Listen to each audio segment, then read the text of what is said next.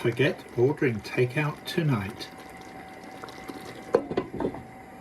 Today on One Pot Tiny Kitchen we're going to be cooking a delicious vegan korma, and we're going to be cooking it in my tiny kitchen on Narrowboat Kate, and we'll be cooking it all in one pot. And these are the ingredients. I'll just give you a quick scan. If you want the details of what ingredients I've got for this recipe, they are all in the description below. So we're going to need a blender, various herbs and spices, some of the usual ones, some cashew nuts, coconut milk, onion. Now the garlic and the ginger, I'm actually going to be using the paste version of that.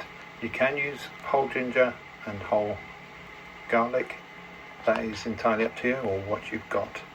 And the veg I'm going to be putting in is actually just a farmhouse mixed veg. You can put in whichever veg you prefer, but usually things like peas and carrots, they perform very well in this recipe. Now, as usual, I prep everything beforehand before we start cooking, so it makes it very quick. I haven't got very much to do today because all I've really got is the onion, which I'm going to chop up finely. If you're going to use the garlic, you can either slice it or crush it, and the ginger you need to grate finely. Just a quick word on the spices in this recipe. You may notice there I've got some fennel seeds and some cloves whole. Ideally you want these to be ground. I've also added some chili powder there. If you like it particularly mild, leave the chili powder out. And I've also used medium curry powder. Again, if you like it a bit milder, just use mild curry powder. This is actually a really quick recipe to cook. And the first job we're going to do is to blend the cashew nuts and the coconut milk together. I've actually got honey coated cashew nuts. You can use plain, obviously. The reason I've used these is because that's what I've got. If you use plain, we're just going to be adding a bit of sugar towards the end. Let's add the cashew into the pot. And then we pour a 400 gram tin in there, put the lid back on, and then we blend it until it's very smooth.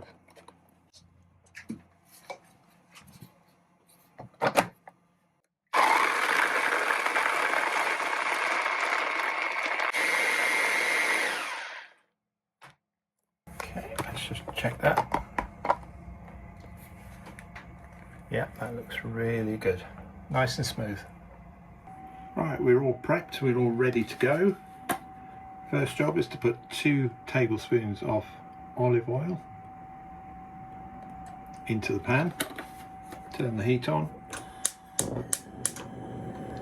We're going to add our onions, garlic and ginger.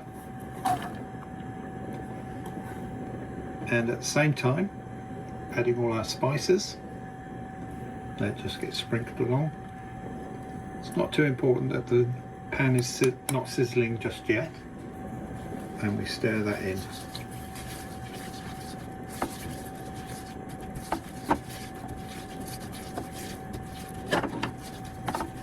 As always, we don't want to burn anything, particularly spices, because that makes them bitter.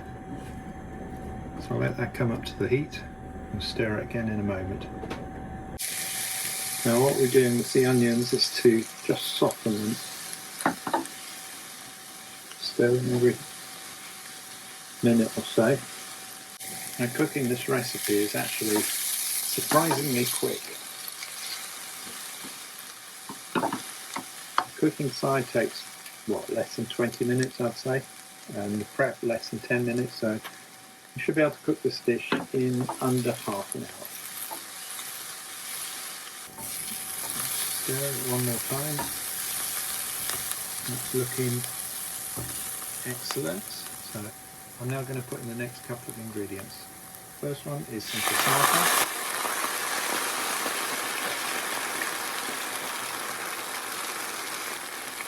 And we're also going to put in our veg. This is frozen veg. You can have your favourite veg in there. Whatever you prefer. That's the beauty of this dish.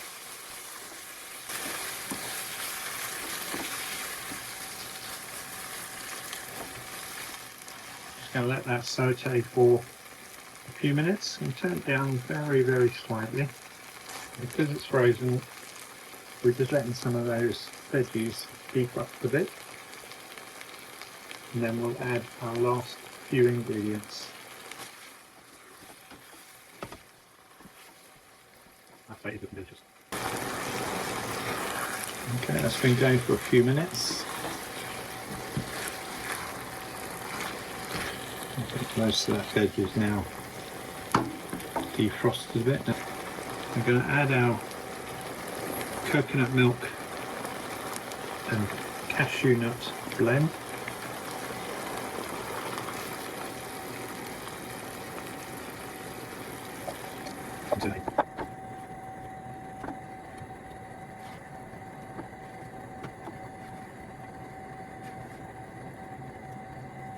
And we bring that up to a simmer and then turn the heat right down.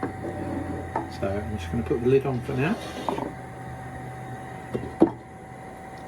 and let that come up to a simmer. Okay, that should be just about done, so I'm just going to check that the veg is the right hardness or softness depending on your preference, and also taste for seasoning. Ooh, that is surprisingly good. Now the recipe without the honey roasted cashew nuts that I put in earlier was for about a tablespoon of sugar. I'm actually only going to put in about a teaspoon for now, and then I'm going to check that again just to check on the seasoning, and then add salt, and salt is to taste. So stir all that in. Now you notice how thick it has become, which is absolutely delicious looking. Now that is the cashew nuts that we blended that actually makes it thicker like that.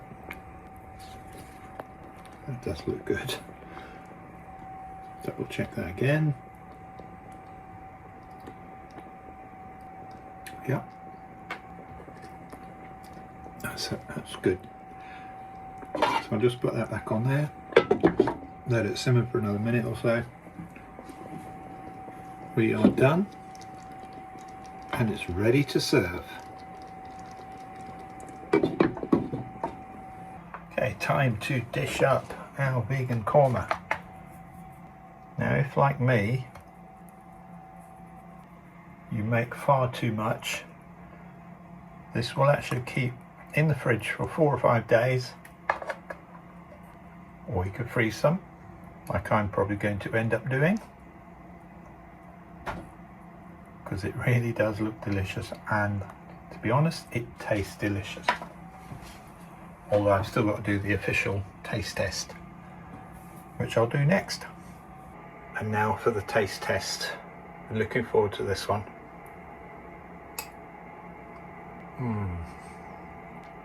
I tell you what, that's very close to converting me to become a vegan. That is delicious. Please try it. That's vegan korma, cooked in my tiny kitchen aboard Narrowboat Kate. Take care, and I'll see you next time. I've got to have some more.